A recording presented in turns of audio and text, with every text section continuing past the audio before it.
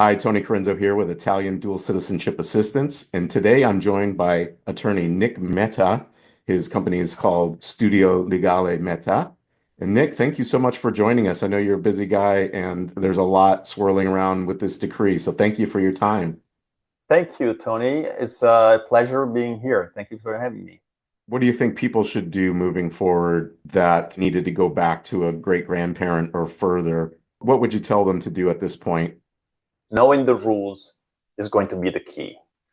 Once we will know the rules, I recommend that you talk with a professional. Have your specific case circumstances screened because this piece of legislation is adding new requirements and new filtering parameters. So what might apply to a person might not apply to someone else. For example, the minor rule, many times people come to us and for a visa, for example, and we discuss this, no, I'm a minor rule, and we do our thorough screening form, and we say, well, it doesn't apply to you. Why? Because you were living in Italy. You were not living with your parents when they naturalized. You were living with your grandparents in Italy.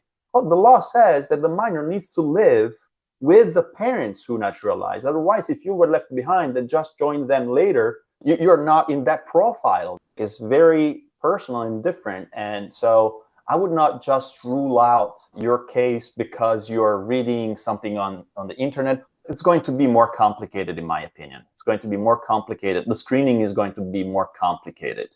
I appreciate your perspective on that, and I agree with you. I see clients coming in all the time that are assuming they have this type of case or that type of case, and when you look at it, there are other options and other elements, and we often wind up going in a different direction or with a different line than they had intended.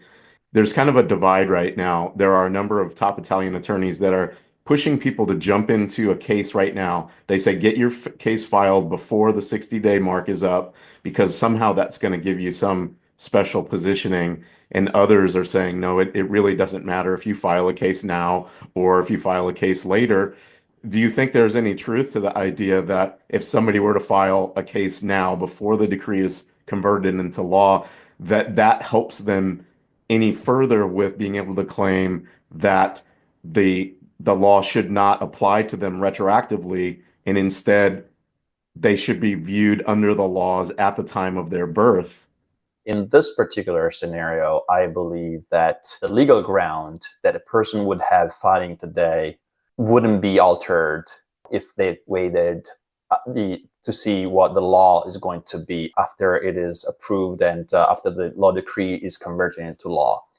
Because for two reasons. If you file today with the court, the first hearing that you're going to have in front of a judge is going to be after the law has changed. And depending on how the law has changed, the law might establish that the requirements are different, and therefore there might be a later deadline to file the application. So you might be in the later deadline. But at that point, you might have a lawsuit without a case, so you have to refile everything.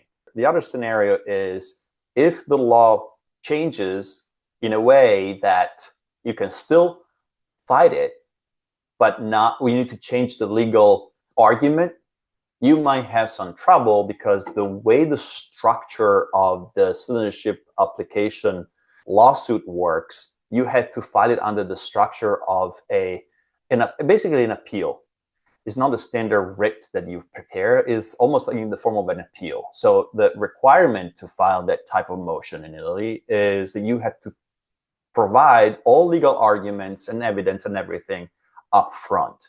So if the rules change, there are actually structural procedural challenges to amend that lawsuit structure that you have prepared. So you might have to file another lawsuit. In my opinion, if you have legal ground to fight it today, in my opinion, you're going to have legal ground to fight it also if it is converted into law. It's a matter of equality and meaning a discrimination. Essentially, people have been stripped of their right without an option to exercise it. It would be unconstitutional, in my opinion, because of that inequality. And they want to put a limit, but they need to do it in a way that everyone has the same opportunity. That is what it is about. As long as they give everyone the same opportunity, to file to be recognized within a certain time, people either go for it or lose it forever.